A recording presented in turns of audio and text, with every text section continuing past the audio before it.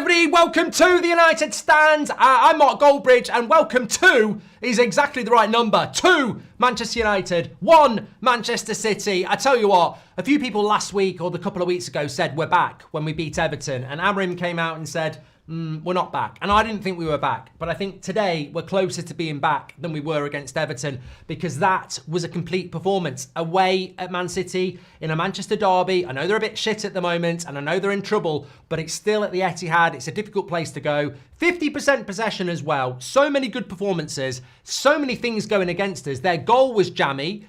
Walker should have been sent off. We should have had another penalty, and still we kept going to the end and we got a result. On top of that, you got this big story going on about Garnacho and Rashford, that, Mason Mount gets injured. We fought back from adversity today, and I just want to say, there's a lot of things I want to say, but from the start, I want to just say, Ruben Amorim is our manager, and you need to keep remembering that when we have more losses, which we will do, because we are scraping the bottom of the barrel at the moment, and there are still some more kicks in the arse to come. But we are progressing. We're moving the ball better. The mentality is better. And I tell you what, it's a win for Manchester United today, but it's a win for Ruben Amorim, and it's a win for the world that we want as Manchester United fans, where Player FC gets back in the fucking mud and this football club starts to swim out and clean itself. This is what we need to see. I'm fed up, absolutely fed up of the media and players dragging us down for their own agenda. And you know what? He's had a lot to deal with this game against Pep Guardiola, against Man City. His whole team was leaked last night by a so-called Manchester outlet, knobheads. He's had to deal with that. Man City completely picked a team based on seeing our formation 24 hours early. Like, they basically played with 3 defenders and we still countered it. He's dropped Garnacho and Rashford. That will have been questioned if we'd not won the game, because that's how the media works. He's won the game. He has shut down a lot of the toxicity in this club in one game. The media can't take a pop at him. The players that have been left out can't start leaking stuff either. It's absolutely a win for this football club, and it goes beyond Manchester United. Sorry, it goes beyond beating Manchester City. It's absolutely huge. And so many of you, for so long, have been saying, I want ruthlessness. I want sacrificial lambs. I want a kick up the arse in this football club. I don't want a quick fix. I want patience. I want the big things to happen. And we're finally doing it. And you know what? How surprising is it? You remove things that people have wanted to remove for a while, and the team and the mentality is completely different in a game where I've seen this team down tools more times than bloody Screwfix. And today, there was more than enough reasons to, let your head drop. Mason Mount gets injured, lucky goal for Man City, don't get a penalty, Kyle Walker doesn't get sent off. Loads of reasons, and we keep going and going and going and going. And even when you've got to make subs at the end because Rasmus, De Ligt and Mazraoui are knackered because they played on Thursday, we still keep going and we get the result. And Bruno misses a one-on-one, but then he steps up and scores the penalty. Mentality-wise, we've ridiculed this team for so long. Weak, inconsistent, can't be trusted. Today, they were strong, they went to the end, and they delivered. And if we can keep building on this, then I don't care if we have some bad results this season, because eventually we'll start being the team we need to be. And that, I think, is so important. And let's not underappreciate what Amorim is doing at Manchester United, because you know what? If I was Eric Ten Hag, I'd be sat at home going, you know what? I wish I'd had the balls or the backing to do what he's done there. I kept playing these players. I kept giving them chances. They got me the sack. He's gone in. In the space of a month, he's leaving key players out of massive games. And look what happens. This is what happens when you back a manager, and this is what happens when you've got a manager that's in tune with the fans and start making big decisions. Nobody's bigger than this football club. Nobody's bigger than this football club. So why have players been allowed to be bigger than the manager for so long? Look what happens when you let a manager do what Arteta did when he went in at Arsenal, or when Klopp went in when he did at Liverpool. I actually think Ineos have made mistakes, but I also think they've looked at Liverpool's rebuild and Arsenal's rebuild and gone, there's a running theme here. Manager goes in, makes massive calls, and club back them. And today, we have seen, more than beating Man City 2-1, we've seen shockingly big ruthlessness vindicated. And I tell you what, if you're in that dressing room now, when you see Rashford and Garnacho not even in the squad, you're like, oh my God, none of us are safe. And now at the end of it, Amorim will be hugging them all and saying, you're my lads, you're my team, well done. And I tell you what, if you're not, you're out. It's as simple as that. And it was absolutely fantastic. And I tell you what to do, I'd rather do it in the circumstances we did. But if you watch that game, Man City, I have never seen a Man City side that I've not been scared of. They were weak. They were lost. We were the better team. 50% possession at the Etihad, and it didn't even feel like it. It didn't even feel like we dominated them. So, absolutely fantastic. Loved it. And, you know, all the PR, all the agencies leaking stuff out there. Why don't you fuck off with your clients and your journalists? Do one. The fans own this football club. And Manchester United feel like we're moving back in the right direction now because we've finally got a manager since Sir Alex Ferguson who seems to be in tune with what the fans want, which is the best for Manchester United. So much to talk about. Super proud, says Morbeaver. Amorim making big calls to bench Rashford and Garnacho proved right. I'll get into some of your comments in a minute. As I said at the end of the watch along, I think in relation to Ahmad, any message to any player can be simplified by this player. Whether you're Garnacho, whether you're Rashford, whether you're Casemiro, whether you're Eriksen, this is the example. This is a player that really should have been playing more regularly at the end of last season.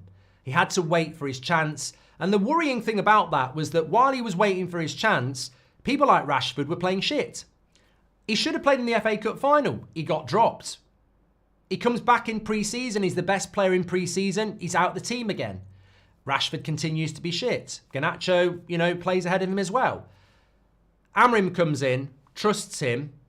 Look at what he's just done in our biggest game of the season so far. He's just won us the game, whilst two other people can't even get in the squad. If that's not a lesson to you in life and every other player who wants to play for Man United, you should frame it. This is a player that has had more than enough opportunities to feel, you know, targeted, you know, left out, unfair, you know, all sorts of things that Ahmad could have done because it's not been fair. And yet, head down, work hard, wait, and then when you get the opportunity, grab it. On the other hand, you've got other players who get given unfair, you know, get given too many opportunities, don't do anything with it. This is what we want to see. And can I just say as well, Ahmad simplifies what we want to do.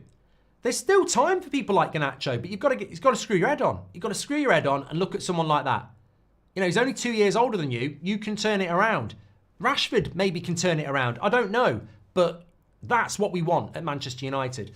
We've also got people like Martinez, who had a bad game last week. I thought he was fantastic tonight. Maguire's come back into the team. Had a fantastic game. De Ligt was superb. And Agate. I can't... This is a lesson to fans, right? Be patient. Be patient. Because... after 2 games or 1 game, we've got people in our fan base who were making up nicknames for Agate, saying he's shit, waste of money, 60 million. You know, you go and find their tweets. You go and find their sound bites. They were doing it. What were we saying? This is a player that Ineos have been, you know, wanted. This is a player that's part of our future. This is a player that needs to adjust. Best midfielder on the pitch today. Better than anything Man City had. Best midfielder on the pitch at the Etihad was Agate. Absolutely. The amount of tackles he made, simple passes, the energy from minute 1 to minute 90, unsung hero, exactly what you need in that position. He was brilliant today. Absolutely superb. As I said, Martinez, Maguire, De Ligt, brilliant as well.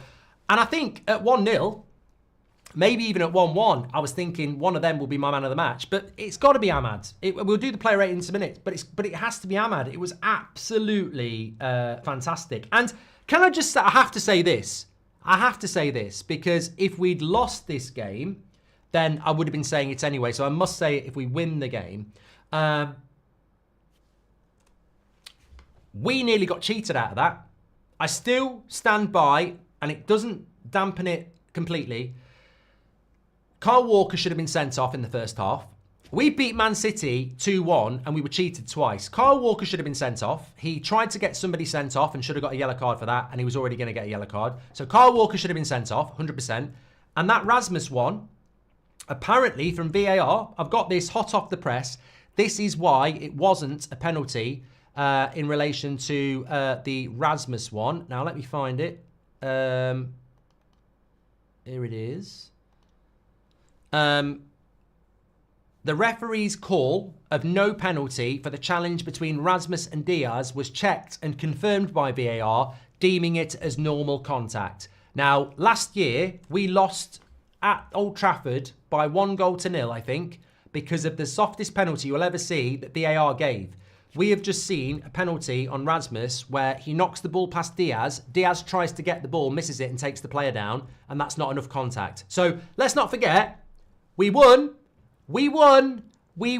So nobody can start moaning about, oh, stop making excuses. We won 2-1. It's in the history books. 2-1 to Manchester United. What was that? 2-1 to Manchester United. But we were robbed of another penalty and Kyle Walker should have been sent off. So let's not forget, we won 2-1 and we were robbed of 2 other opportunities to really batter them. So 3 points is all that matters, of course.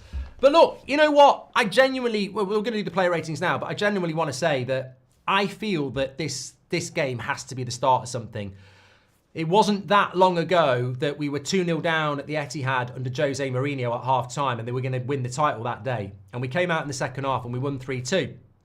And we basically said, that's got to be the start of something. It has to be the start of something. The very next week, we lost 1-0 at Old Trafford to West Brom, who got relegated a few weeks later. So we've had many of these. We've seen many of these movies before.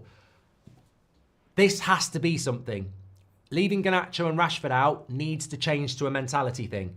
Beating Man City in that way has to be something. There's no point winning that game and going mad about it and being happy about it if we don't go and beat Bournemouth at Old Trafford next week, which will be a difficult game. So every game's difficult in the Premier League and we've got to build on that. I'm already, I'm ecstatic. I'll have a glass of Reds and, I'm going to be watching the forum like you lot. It's great, absolutely fantastic. But there's no point in that game happening if we don't go, Spurs on Thursday. Go and beat them as well. Let's build something here. Because before we do the player ratings and we get all sensationalist, let's just talk about the fundamentals. You win a game of football, you lose a game of football, you draw a game of football, and the result's there. But it can hide a whole multitude of things. And that game had more layers than a wedding cake. We won the game 2-1.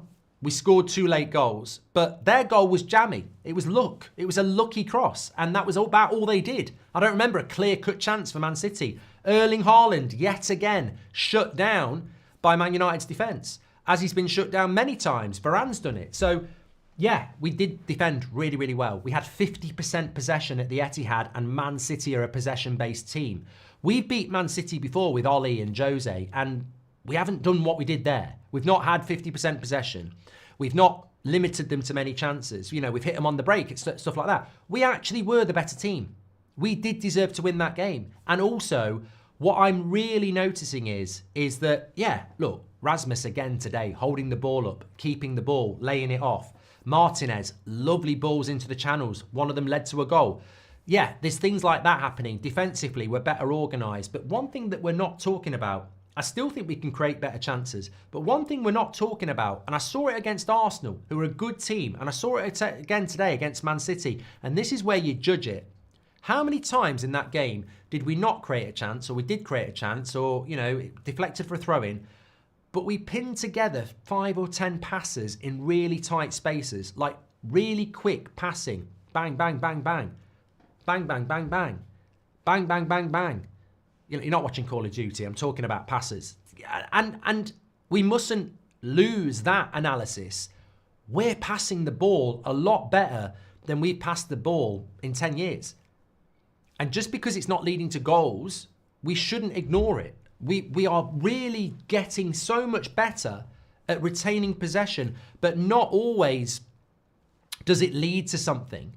But it's just retention of the ball, and that's why you get 50% possession here. And that's why you get 50% possession at Arsenal. It's because, or 60% at half-time. It's because we're keeping the ball so much better.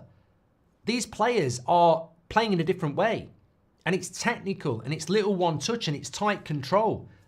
It's there to see. And also, as well, I'm talking about us winning 2-1. I'm talking about Man City's goal being lucky. I'm talking about Man City having no other chances. I'm talking about Kyle Walker should have been sent off. We could have had another penalty. So it could have been 3-1. Could have been 4-1. Well, what about Bruno's chance? Brilliant from Mazraoui into Rasmus. Lovely slide rule pass. Bruno should have scored. So Yes, we've won 2-1. Yes, we've beaten Man City before. But also, let's not forget, we actually played well. We actually had good possession. We actually had the best chances. We actually looked like the best side. It's more than a win. It's so much more than a win because we did a hell of a lot more than that. So, yeah, absolutely fantastic. So happy. Just trying to have a look at it. Right, let's do the player ratings because I know they're raring to go in the fan forum. Mate, look, I love it. I love it. I love it from a personal reason, but I love it from a community point of view as well. We do this every game. It's been tough. It's been tough. And, you know, I want to see Man United winning titles. I want to see Man United winning the Champions League. I want to see all of those things. But these games don't come around that often. You know, it's nice to beat a team at Old Trafford, of course it is, but when you go to somebody else's ground, it's even better. We're only 20 subscribers away from 988,000 on the road to 2 million, by the way. Trying to get that by around New Year, so please do subscribe, bottom right-hand corner. Get involved with the United Stand. We're live every night at 8 o'clock. Every morning at 10 o'clock, watch-alongs, previews, everything on here. So make sure you subscribe, bottom right-hand corner, and get involved. Do your player ratings as well. Mark every player out of 10, 6 being the average. Star for your man of the match. We're about to go through those. The link is in the description to take you to the website for that. Look, it's very rare. I just want to keep, you know, obviously, we're all bubbling over with excitement. Spurs on Thursday, Bournemouth after that. Our biggest challenge now is enjoying this, but getting back to work tomorrow and absolutely not letting this be derailed. And I think I tell you what, I think it's going to be a big week before we do the player ratings. I think it's going to be a big week for Manchester United in relation to how we deal with what's going to be a big news week. I mean, look, Rashford and Garnacho trained today. They'll be wanting to get back involved. How much do you trust that if you're Amorim? Do you let them get back involved? If they play well for a couple of games, are they going to be able to do it forever? How did they react to it? What's going to happen with the January transfer window? Do we just need to get rid of some players and get more better players in? You know, let's not forget, the whole team was leaked last night. That, to me, and I'll say it again, and I won't stop next week either, that whole team wasn't leaked by a player. That whole team was leaked by some organisation, maybe close to a player, that was feeling like, fuck you, I'm going to derail the club. I've never known the whole team get leaked to a news outlet 24 hours before. So sabotage, etc. There's problems in that football club. But you know how you beat it? You beat it with this sort of stuff. Because I tell you what, if we'd lost tonight, I still think Amorim would be in a very strong position because the players, you know, whatever they want, the fans have wanted this for a long time. Let me just catch up on some of your super chats, by the way, because people have made some contributions. I feel like crying. Our away fans made more noise, says Faisal. What a birthday present from Ahmad to me, says Tees. Someone, welcome to Members Club. Good job you didn't listen to Neville. It's like he was a City legend. He said he was poor. I watched a different game. It looks like we'll remove a team, says Netflix and Chua. I don't get what Gary Neville's at, really. I haven't listened to it because I don't have to listen to it, but apparently our summer transfer window was bad. What is this mythical shit analysis that we get from the mainstream? Our summer transfer window wasn't bad. De Ligt was one of the man of the match tonight. Agate was one of the man of the match tonight. Mazraoui's been superb. Yoro we haven't seen enough of yet. And Xerxes still a case in waiting. We didn't have a bad summer transfer window. I don't know what that sort of agenda's all about. And we didn't play bad either. Is he upset because Rashford's been dropped? I don't know. Is he part of that PR? I don't know. I don't get it. But I'm not having any of that negativity. It can jog on. Martinez, what a ball. Rasmus needs service like that, says Sterling Chapman. I actually think in a way Rasmus had a good game today. No service, but his hold-up play was good. He was physical. You know, sometimes it's a thankless task up front for Man United. Show some passion and Amorim will reward you, says Who to Blame. Bang, bang, bang, says Andanos. City is yours, says Nicola.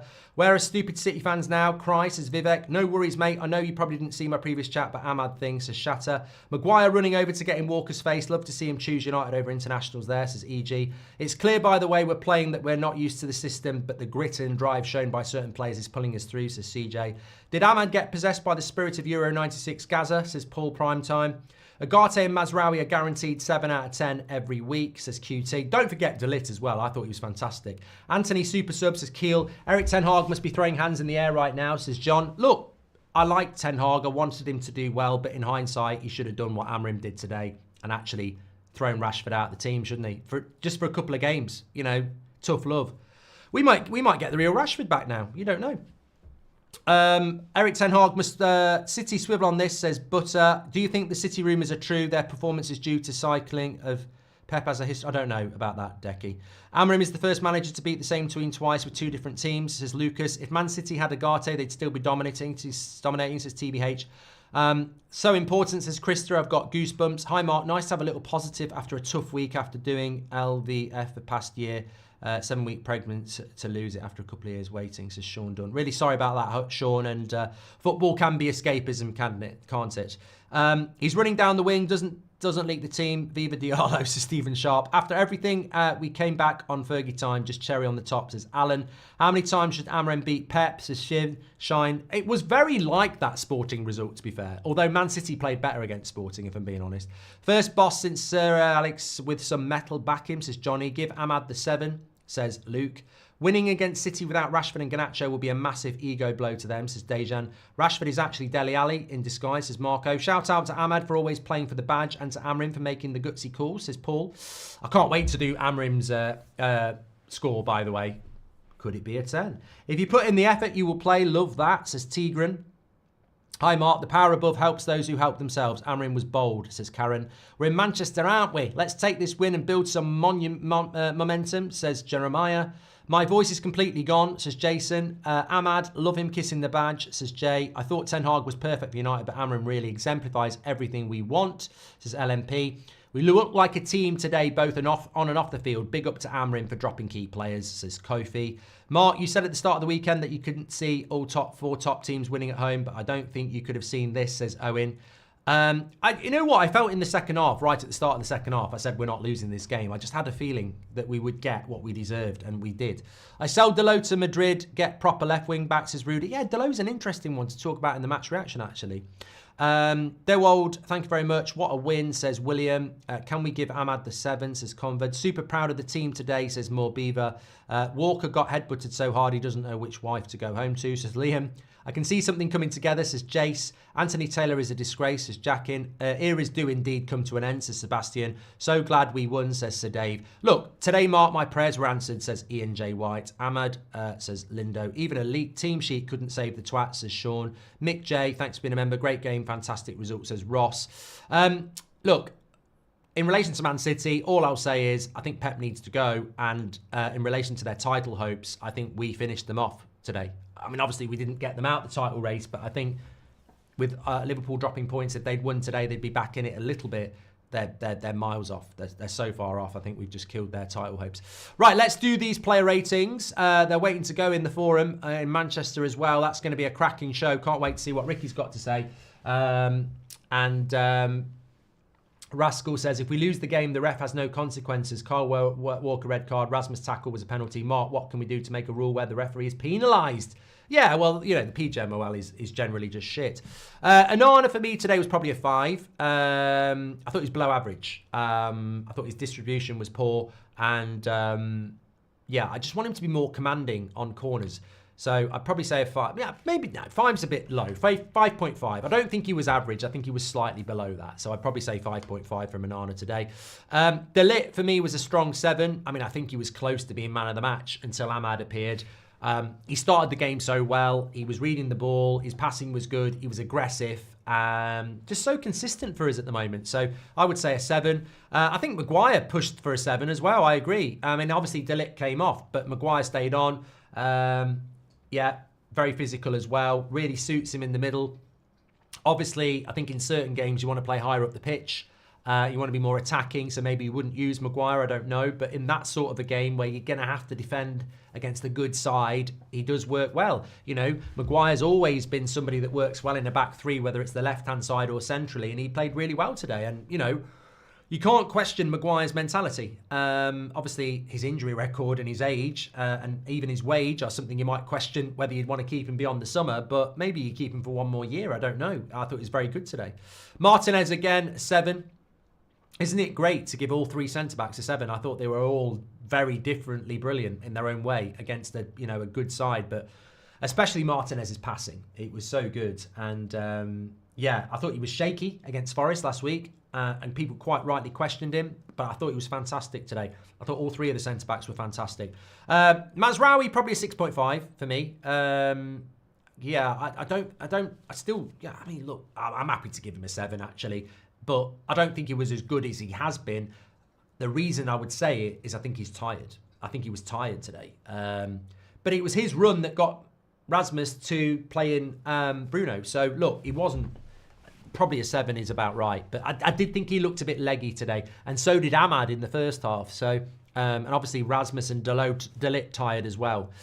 Yeah, easily a 7 for me. You could even go 7.5 with Agate. That was such a good performance from him. I mean, I like the fact that I've gone lower than everyone else because that means you're appreciating him at last. I thought he was brilliant today. Absolutely brilliant. I mean, I'd be happy to go 7.5. I thought his energy was boundless. His tackling was superb. He was the best midfielder on the pitch that had people like Bruno, Mainu, Gundogan, Kovacic, Silva, De Bruyne. He was the best midfielder on the pitch.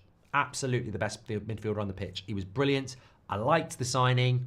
I demanded patience. Some people wanted to give him nicknames and go in on him. I hope they're now appreciating him because they look like prize twats. Bruno, look, I thought Bruno first half was brilliant. Disciplined, passing, superb. Second half, the old Bruno came out. You know, wasteful, too much too soon. Then that was epitomised by the one-on-one. Then he steps up and scores a high-pressure penalty. So I'm happy to give Bruno a 6.5 today.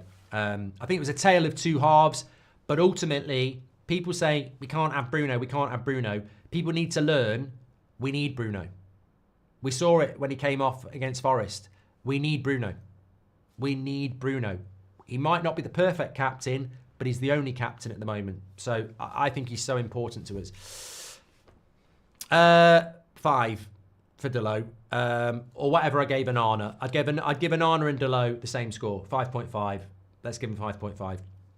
I can't do 0.5s. So I'd give Onana and Delo 5.5. I thought they were slightly below average. It's a bit of a... Look, I think Amorim likes Delo, and we've got to get the real Delo back. But for some reason at the moment, he's just not quite there. And in the second half, I think that with Walker on a yellow card, could have got at him a little bit more. We got plenty of the ball to Delo. Plenty of the ball. But we just got to be patient because I think Amorim rates him. I like Delo. He's just a little bit below the Delo we know. So, yeah. Ahmad's man of the match, 8.5.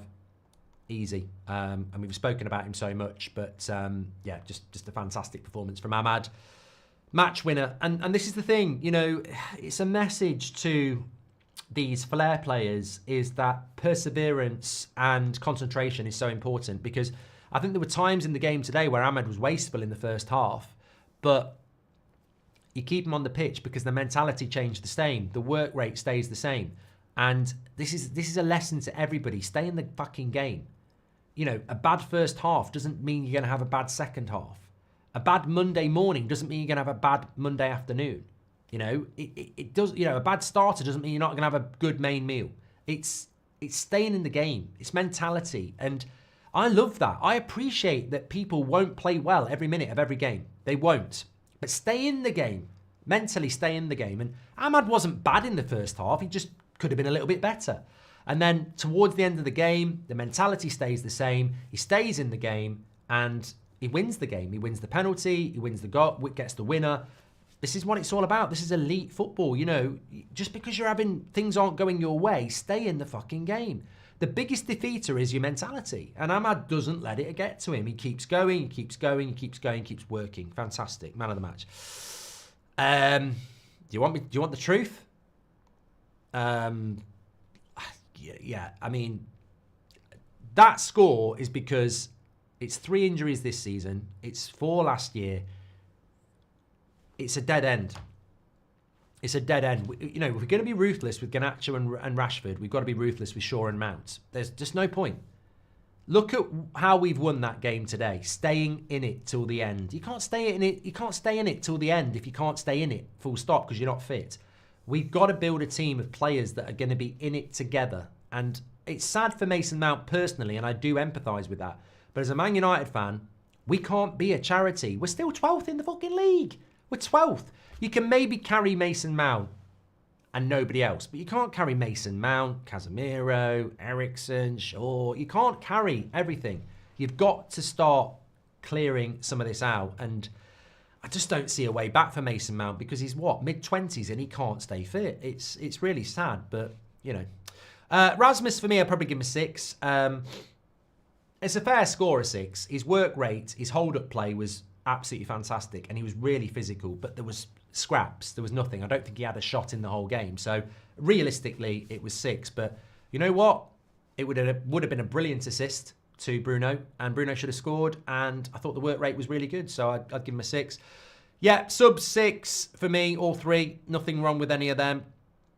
Obviously, Mainu was on a bit longer. I'd probably give him a 6.5. I think Mainu's got gears to go through, but probably looks a little bit off the pace at the moment, but that will have done him the world of good, and I think he grew into the game and technically so good. Xerxes a 6, and I mean, look, I'm tempted. I'm really tempted to give a 10, but we'll reserve that for when we win the league. 9. You know why I'm going to give him a 9? Because we played well. Possession, chances, moments, substitutions.